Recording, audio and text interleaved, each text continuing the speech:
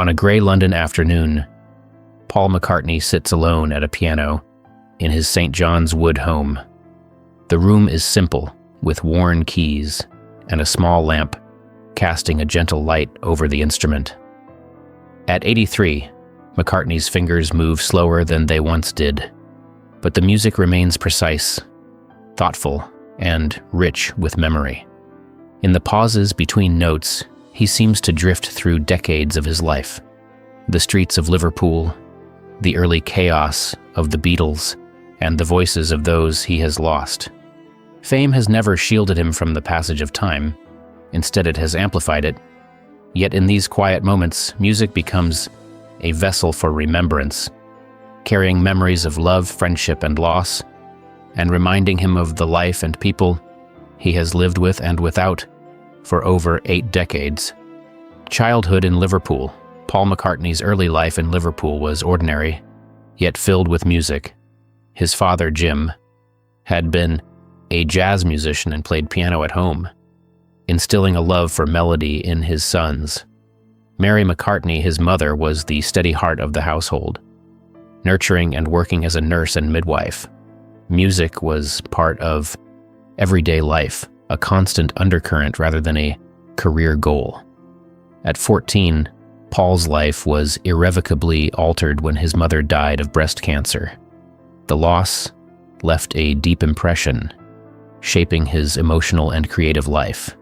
Grief became a quiet companion, and music grew into a way to process it.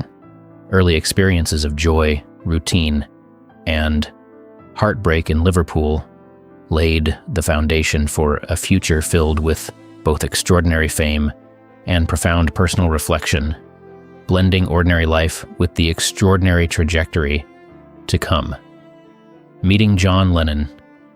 The moment that changed music forever came quietly in 1957 at a church fete in Liverpool.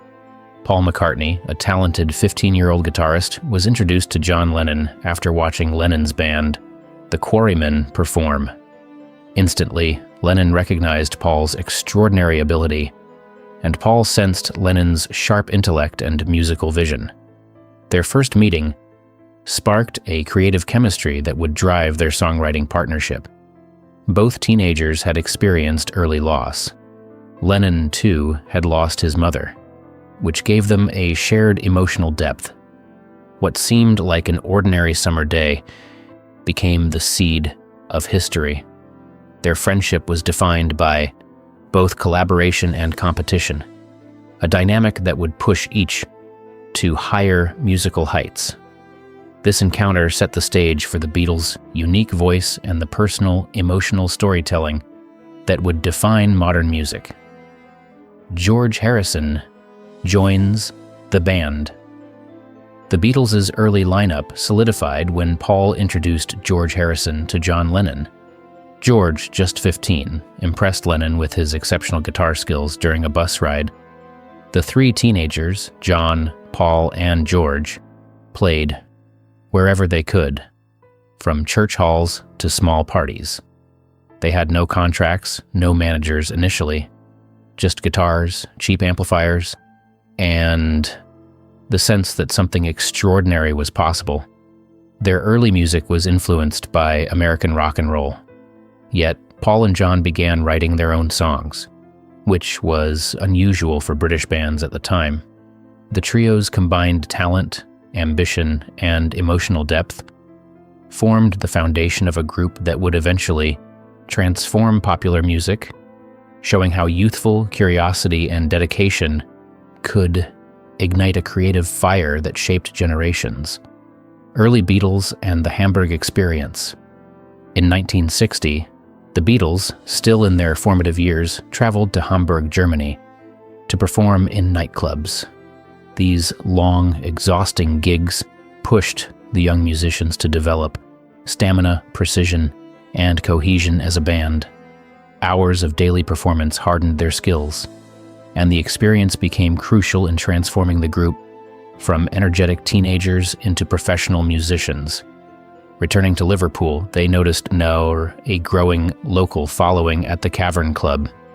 These months in Hamburg, though grueling, were formative.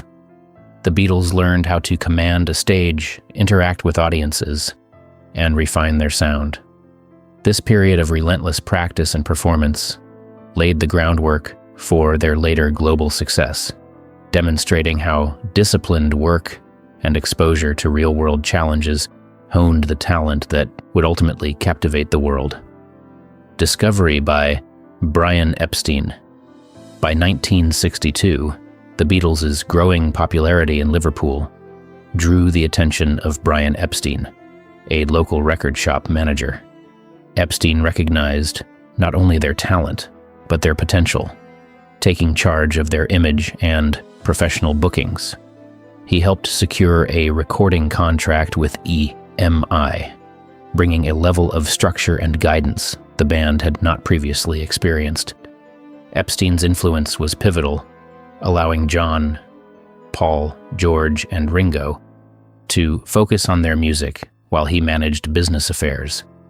This professional intervention, combined with their raw musical talent and relentless work ethic, positioned the Beatles to become more than a local sensation. Epstein's guidance was instrumental in transforming a teenage band into a polished act ready for national and eventually international recognition. The rise of Beatlemania. The Beatles' first recording, Love Me Do, entered the British charts in 1962, signaling the start of a cultural phenomenon.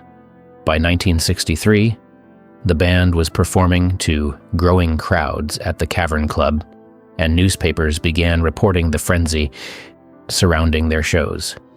Beatlemania escalated, with screaming fans at airports, concert venues, and public appearances, capturing the attention of the media and the public alike. The band's fame exploded across Britain, eventually reaching global proportions. Despite the chaos, Paul McCartney continued to write songs, creating melodies and lyrics that reflected personal emotions, even amidst the unprecedented public attention. Beatlemania illustrated how fame could be both exhilarating and disorienting, highlighting the pressure and spectacle that would accompany the band throughout their career. Songwriting and creative genius. Even as public attention intensified, Paul McCartney continued to explore music's emotional depth. Songs like Yesterday emerged from quiet reflection, dreams, and personal loss.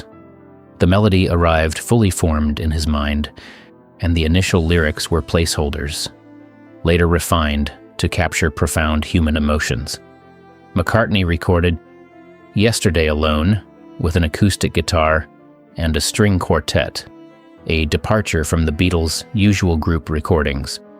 This simplicity highlighted the universal and intimate quality of the song, allowing listeners to connect deeply with its themes of loss and memory.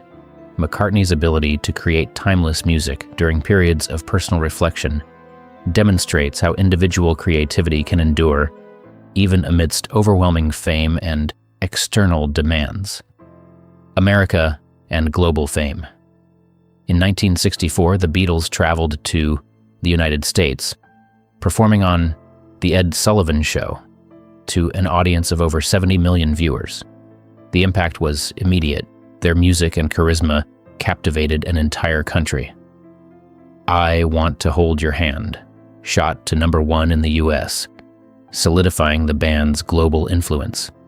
Paul McCartney, once a boy, quietly practicing in Liverpool, now faced international adoration and scrutiny. While thrilling, this sudden fame was also disorienting, highlighting the contrast between ordinary life and the extraordinary pace of celebrity. Airports, hotels, and concert venues became arenas of non-stop attention. Despite the chaos, McCartney maintained his dedication to music, illustrating the delicate balance between public expectation and personal artistic expression, loss, reflection, and legacy. Throughout his life, Paul McCartney has carried both loss and memory with him. The deaths of his mother, bandmates, and close friends have profoundly shaped his emotional landscape. Music serves as a repository for these memories, allowing him to revisit moments of joy, grief, and love. His later reflections emphasize the weight of history carried by a life in the public eye. Even at 83, McCartney continues to play, creating spaces where past and present converge. Songs like Let It Be and Yesterday encapsulate universal human experiences, demonstrating how personal loss can be transformed into art that resonates across generations. His story illustrates that the life of a legend is not defined solely by fame, but also by the quiet, enduring power of memory, love, and creativity.